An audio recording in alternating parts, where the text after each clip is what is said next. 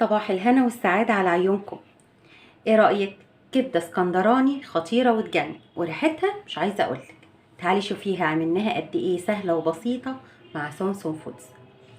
ولو اول مرة تشرفيني وتزوريني او تشوفيني، اعملي سبسكرايب للقناة علشان يوصلك مني اشعار باي وصفة جديدة انزلها. ولو عجبك الفيديو ما تنسينيش في لايك وشير. يلا تعالي نشوف الفيديو قد ايه سهل وبسيط، والكبدة الاسكندراني مع سونسون فودز. السلام عليكم ورحمة الله وبركاته. ازيكم حبايبي؟ عاملين ايه؟ يا رب دايما تكونوا بخير وبصحة وبسلام. هقدم معاكم النهاردة وصفة سهلة جدا بسيطة بدون اي افتكاسات، بس بجد بجد لو اتبعتي الخطوات ديت وعملتيها بالتوابل ديت هتطلع معاكي زي الفل، وهتعتمديها وهتعمليها على طول. هنعمل مع بعض النهارده الكبده الاسكندراني. انا كنت مقدماها قبل كده بس قلت اقدمها بقى معاكم النهارده. سهله وما فيهاش اي حاجه. معايا هنا نص كيلو كبده بلدي. حاولي دايما تكون الكبده بتاعتك تكون نظيفه وتبقي متاكده من المصدر بتاعها.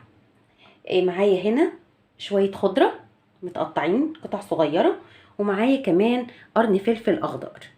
تمام. ومعايا بقى التتبيله بتاعتها. معايا هنا ليمونه، عصير ليمونه، ومعايا معلقه كمون، معلقه كبيره كزبره ناشفه، ومعايا ملح نص معلقه، ومعلقه فلفل صغيره فلفل اسود، ومعايا زي 5 فصوص ثوم مفرومين. تمام. تعالوا بقى كده نقول بسم الله ونبتدي. بس نوسع كده على نفسنا. طبعا الفلفل والخضره دول لما الكبده بتاعتي تستوي.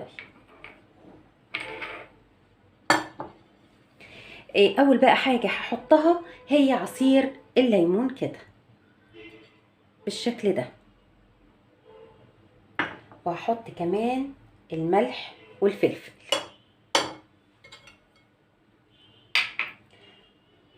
والكمون والكزبره الناشفه. الكزبره الناشفه دي اعتمديها كده مع الكبده، حاجه كده لا تقاوم. وكمان الثوم، لو حابه تخليها سبايسي ممكن تضيفي شويه شطه، مش حابه وتعمليها زي كده خلاص هي كده تمام وبتأدي الغرض. انا كده قلبت الحاجات دي كده مع بعضها اهيت بالشكل ده كده. هنزل بقى دلوقتي بالكبده بتاعتي. تمام كده، وهقلبها بقى تقليبه كده تكون كويسه. لو حابه تحطيها في التتبيله ديت حوالي كده ساعه ولا 2 في التلاجة بتطلع طعمها حلو قوي ويجنن. لو حابه بقى تعمليها بسرعه كده خلاص مفيش مشكله، انزلي بيها على الطاسه بتاعتك او الصينيه بتاعتك على طول، هتديكي برضو نفس النتيجه.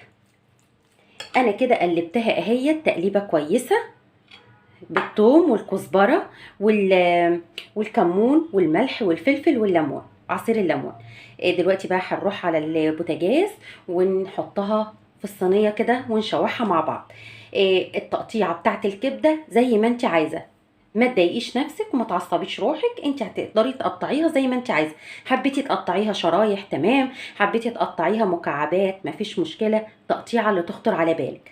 برضو نفس الكلام مع الفلفل، حبيتي تقطعيه قطع صغيره كده حلوه قوي، حبيتي تقطعيه برضو شرايح مفيش مشكله.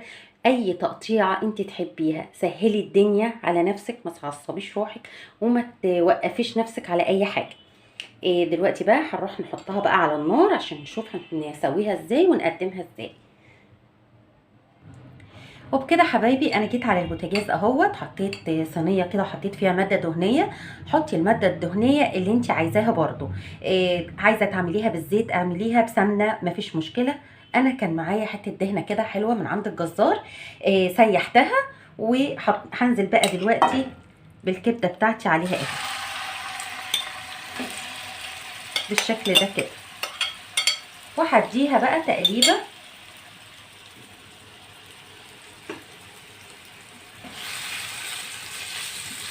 بالطريقه دي كده، وافردها كلها في الصينيه كده.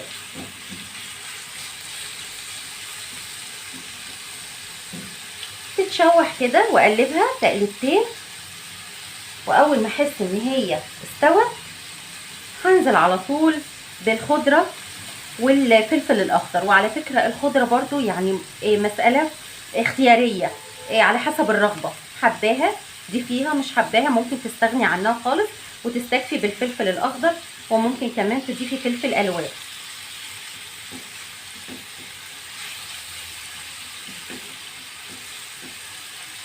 بالشكل ده كده لحد ما تتشوح معايا. وبكده حبايبي الكبده بتاعتي اهي دخلت في السوا واستوت.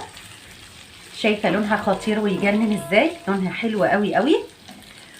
هنزل دلوقتي عليها بقى بالفلفل الاخضر بتاعي اهوت بالشكل ده كده، والخضره والشبت كمان. تمام. وهديها بقى تقليبه واغطي عليها واسيبها على نار هاديه خالص من 3 دقايق ل5 دقايق كده، علشان خاطر تاخد من الخضره بتاعتي ديت، والطعم كمان كله يمتزج في بعضه كده بالشكل ده كده. هغطي عليها واسيبها من 3 دقايق ل5 دقايق ونشوفها مع بعض في التقديم ان شاء الله.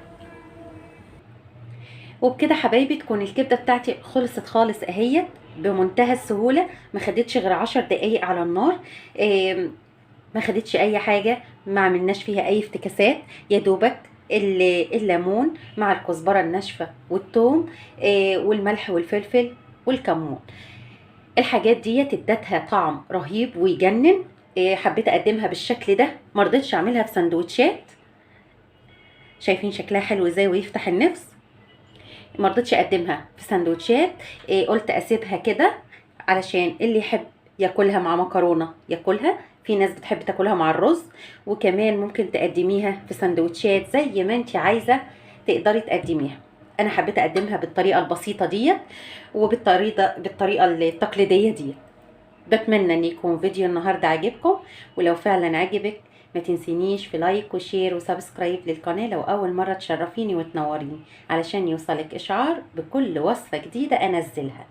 دمتم في صحه وسعاده وهنا، وكل سنه وانتم طيبين، ورمضان كريم على الامه الاسلاميه جميعا، امين يا رب.